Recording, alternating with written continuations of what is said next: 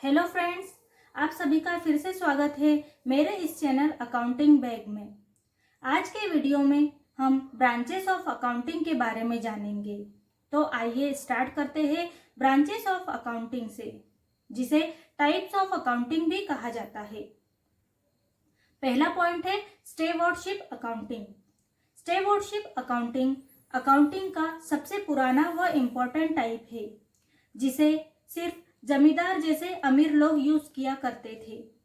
जमींदार लोग एक व्यक्ति को अपॉइंट करते थे जो उनकी संपत्ति या प्रॉपर्टी से रिलेटेड रिकॉर्ड्स व हिसाब किताब रखता था, जिसे मुनीमजी कहा जाता था।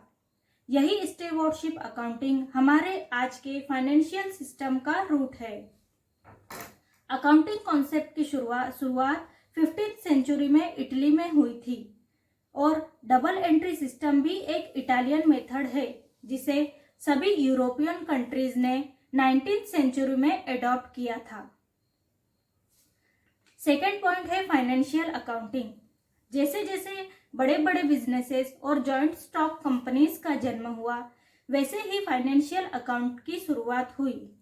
जैसे ही आम जनता बिजनेस के शेयर कैपिटल में इन्वॉल्व हुई, बिजनेस की इंफॉर्मेशन व एनुअल रिपोर्ट शेयर होल्डर्स को बताने की जरूरत महसूस होने लगी। फाइनेंशियल अकाउंटिंग में सारे फाइनेंशियल ट्रांजैक्शंस को बुक्स में रिकॉर्ड किया जाता है, जिसे जर्नल कहते हैं। फिर जर्नल की मदद से लेजर अकाउंट्स बनाए जाते हैं।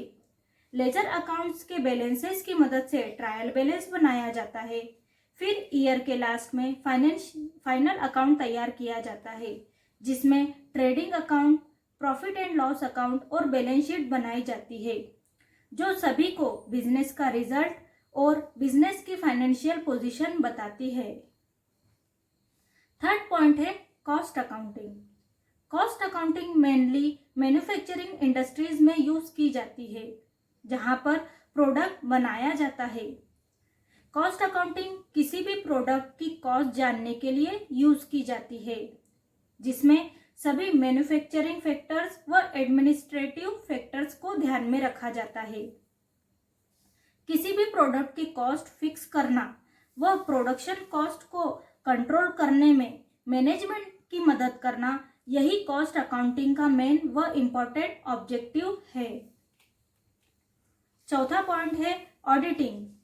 ऑडिटिंग भी एक टाइप है अकाउंटिंग का, जिसमें एक एक्सपर्ट जो एक्सटर्नल सर्टिफाइड पब्लिक अकाउंटेंट होता है, जिसे ऑडिटर कहा जाता है, वह बिजनेस की एक्यूरेसी व कंसिस्टेंसी को चेक करता है। ऑडिटिंग भी दो टाइप की होती है, इंटरनल ऑडिटिंग और एक्सटर्नल ऑडिटिंग। एक्सटर्नल ऑडिटिंग में ऑडिटर आकर बिजनेस के स्टेटमेंट्स को चेक करता है। इंटरनल ऑडिटिंग में यह देखा जाता है कि बिजनेस की एक्टिविटीज ठीक तरह से परफॉर्म हो रही है या नहीं। इंटरनल ऑडिटिंग में अकाउंटिंग टूल की मदद से फ्रॉड्स, मिसमैनेजमेंट और वेस्टेज का पता लगा जाता है। वह बिजनेस वीकनेस को पहचाना जाता है। फिफ्थ पॉइंट है management accounting. Management accounting management को इंफॉर्मेशन देती है ताकि बिजनेस का एडमिनिस्ट्रेशन व परफॉर्मेंस और इम्प्रूव हो सके। यह बिजनेस एक्टिविटीज कंट्रोल करने व इम्पोर्टेंट डिसीजन लेने में मैनेजमेंट की बहुत ज़्यादा मदद करती है।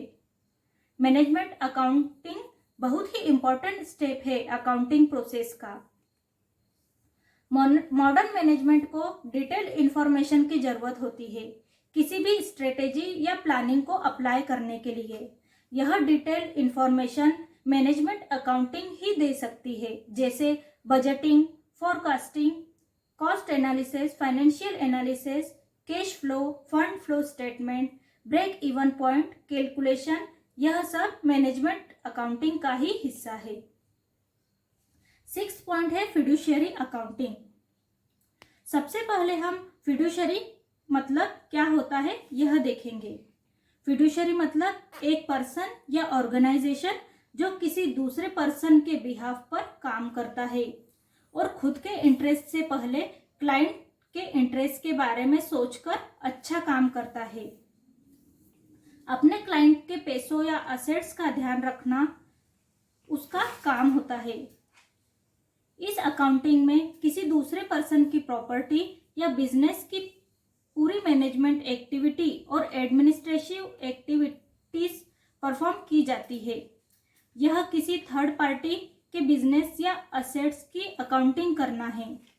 एग्जाम्पल के लिए किसी भी माइनर चाइल्ड की प्रॉपर्टी का ध्यान रखना जब तक कि वह 18 वर्ष का न हो, या किसी ऐसे व्यक्ति के ट्रस्ट या ऑर्गेनाइजेशन का पूरा मैनेजमेंट देखना जो अब इस दुनिया में नहीं है।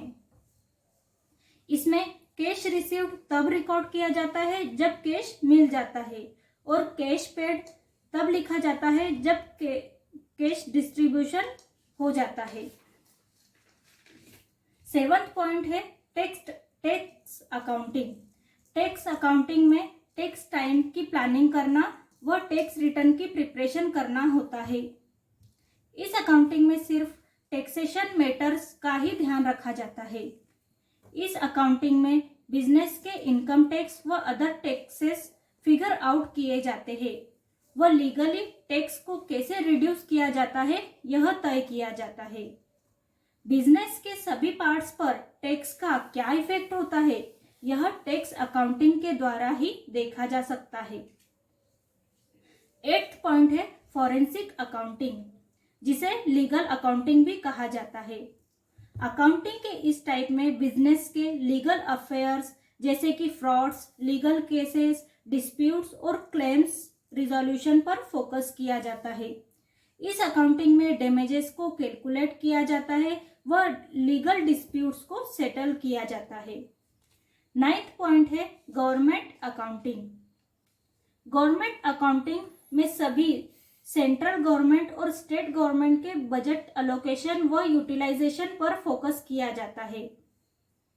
गवर्नमेंट अकाउंटिंग मतलब वह अकाउंटिंग सिस्टम जो सभी गवर्नमेंट ऑफिसेस में सभी फाइनेंशियल ट्रांजैक्शंस को रिकॉर्ड करने के लिए इम्प्लीमेंट किया गया है, ताकि गवर्नमेंट के revenues, expenses, penalties, subsidies, grants, loans आदि का प्रॉपर व करेक्ट रिकॉर्ड मिल सके, जिससे वेरियस बजट्स का प्रॉपर अलोकेशन व यूटिलाइजेशन हो सके।